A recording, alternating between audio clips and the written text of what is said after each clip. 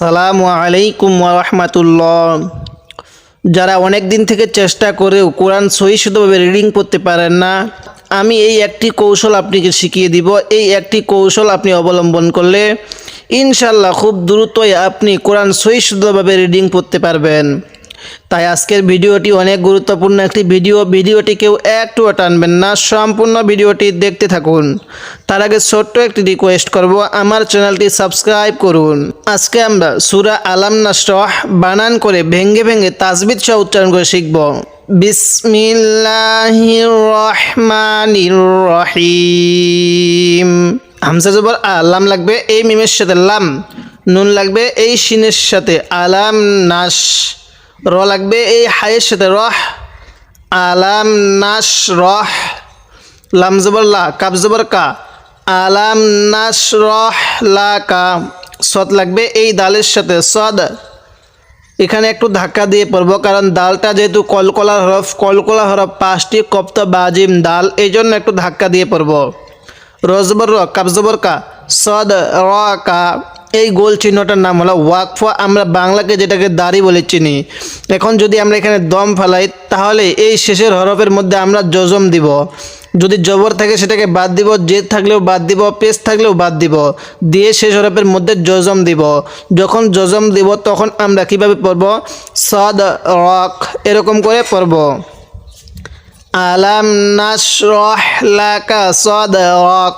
কারণ এই একটি নিয়ম আমরা অনেকেই না জানার কারণে আমরা কোরআন শরীফ সহি শুদ্ধভাবে দ্রুত রিডিং পড়তে পারি না। সেই একটি নিয়ম হলো যে আমরা কোরআন শরীফ বানান করে পড়তে পারি না।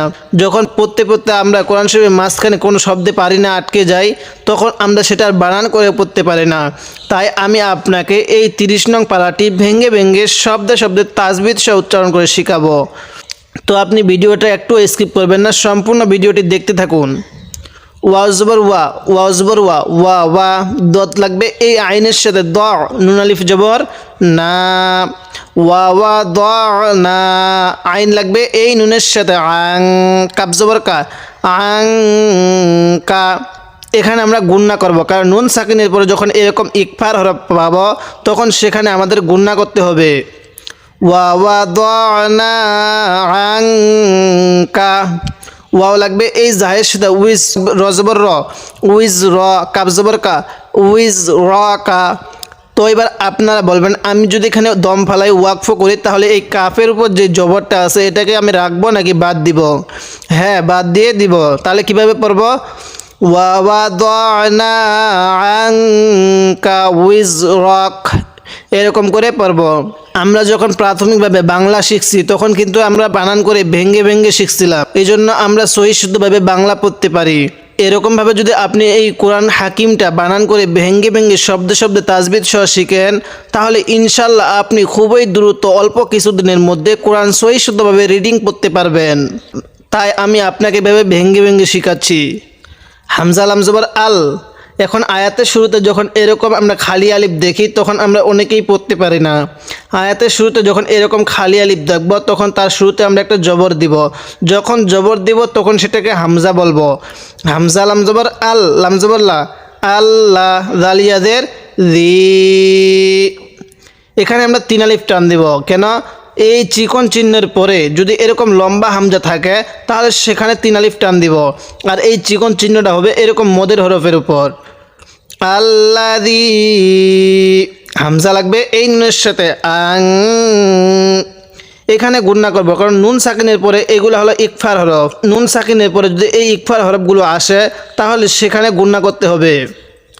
কব জবর ক, দ জবর দ, আং ক দ, জ লাগবে এই হায়ের সাথে জহ, র জবর র, কাব জবর কা, জহ র কা। এখন যদি আমরা এখানে ওয়াকফ করি তাহলে পড়ব কিভাবে? জহ রক। আল্লাযী আনকাদ যহরাক। ওয়া জবর ওয়া, র জবর র, ওয়া র, ফা লাগবে এই আইনের সাথে ফা, নুন আলিফ জবর না। তো এবার আপনারা বলেন তো এখানে কয় আলিফ টান দিব? হ্যাঁ, এখানে 1 আলিফ টান দিব। কেন? জবরের বামে খালি আলিফ হলে 1 আলিফ টানতে হবে। ওয়া রফা'না, লাম জবর লা, কাব জবর কা, ওয়া রফা'না লাকা। জাল লাগবে এই কাপের সাথে জিক, রজবর র কাব জবর কা রিক র কা। এখন দম ফালাইলে কিভাবে পড়ব? রিক রক। ওয়া রাফা'না লাকা যিকরাক। ফা জবর ফা হামজা লাগবে এই নুনের সাথে ইন। এখানে আমরা নাকের বাঁশি দ্বারা গুণনা করব, কারণ মিম এবং নুনের উপর তাসদিদ হলে সেখানে গুণনা করতে হবে। নুন জবর না, ফা ইন না। মিম জবর মা, আইন লাগবে এই লামের সাথে আল। আইন সিন পেশ উস রজের রি, উস রি। এখানে কিন্তু আমরা অনেকে হামজা দিয়ে পড়ি, উস রি এরকম করে পড়ি, এরকম করে পড়বো না, এটা আইন একটু চাপ দিয়ে পড়বো উস রি। আমরা হয়তো অনেকে আগে কোরআন শরীফ পড়ছি বা কায়দা পড়ছি, যার কারণে আমরা হরফের উচ্চারণগুলো এখনও সহি করতে পারি নাই। যাদের হরফের উচ্চারণ সহি হয় নাই তারা আমার নুরানি কায়দা কোর্সের প্রথম, দ্বিতীয়, তৃতীয় এই 3টি পর্ব দেখবেন। এবং যাদের হরফের উচ্চারণ সহি আছে কিন্তু 1 আলিফ টান কোথায় দিতে হবে, 4 আলিফ টান কোথায় দিতে হবে, গুন্নাহ কোথায় করতে হবে এবং কোথায় গুন্না করতে হবে না, তারা আমার নুরানি কায়দা করছে 5ম, 6ম, 7ম এবং 8ম এই কয়েকটি পর্ব দেখুন, তাহলে ইনশাল্লাহ আপনার পড়াটা শুদ্ধ হয়ে যাবে। আর এই সমস্ত পর্বের লিঙ্ক আমি আমার ডেসক্রিপশনে দিছি, আপনারা সেখান থেকে গিয়ে সিরিয়াল মতো দেখে আসুন। তাহলে আইনটা আমরা একটু চাপ দিয়ে পড়বো উস রজের রি, উস রি। ইয়া লাগবে এই সিনের সাথে ইউস, র আলিফ 2 জবর রন, ইউস রন। এখানে আমরা ওয়াকফের একটা নিয়ম খেয়াল রাখবো যে শেষ হরফের মধ্যে যদি এরকম 2 জবর থাকে, তারপরে যদি এরকম লম্বা আলিফ থাকে, তাহলে আমরা এখান থেকে এক জবরকে বাদ দিয়ে আরেক জবর থাকবে, ওই জবরে 1 আলিফ টান দিব। তাহলে 2 জবরের মধ্য থেকে এক জবর ফালাইয়া আরেক জবরে 1 আলিফ টান দিব। ফা ইন্না মাআল উসরি ইউসরা। হামজা লাগবে এই নুনের সাথে ইন। নুন জবর না, ইন না। মিম জবর মা, আইন লাগবে এই লামের সাথে আল। আইন লাগবে আবার এই সিনের সাথে উস রজের রি, ইন্না মাআল উসরি। ইয়া লাগবে এই সিনের সাথে ইউস, র আলিফ 2 জবর রন, ইউস রন। এখন এবার আপনারা বলবেন যদি আমি এখানে ওয়াকফ করে দম ফালাই তাহলে আমি এই 2 জবরকে কি বাদ দিব না 1 জবর বাদ দিব? হ্যাঁ, 1 জবর বাদ দিব। এবার বলবেন আমি কি এখানে টান দিব? হ্যাঁ, টান দিব। ইউস র এরকম করে পড়ব। ইন্না মাআল উসরি ইউসরা। ফা জবর ফা হামজা জবর ই, ফা ই। জাল আলিফ জবর যা, ফা ই যা। এখানে কয় আলিফ টান দিব আপনারা বলেন তো? হ্যাঁ, এখানে 1 আলিফ টান দিব। কেন? এই জবরের বামে খালি আলিফ হলেই তো 1 আলিফ টান দিতে হবে। ফা জবর ফা, র লাগবে এই কয়নের সাথে র, তা জবর তা, ফা র তা। ফা লাগবে এই নুনের সাথে ফাং, গুণনা করব, কারণ নুন সাকিনের পরে ইকফার হরফগুলো আসলে তো গুণনা করতে হবে। ফাং। সদ লাগবে এই বায়ের সাথে সব, ফাং সব। ফাইদা ফারাগতা ফাং সব। ওয়া জবর ওয়া হামজা জবর ই, লামিয়া খারা জবর লা। তো এবার আপনারা বলবেন এখানে কয় আলিফ টান দিব? হ্যাঁ, 1 আলিফ টান দিব।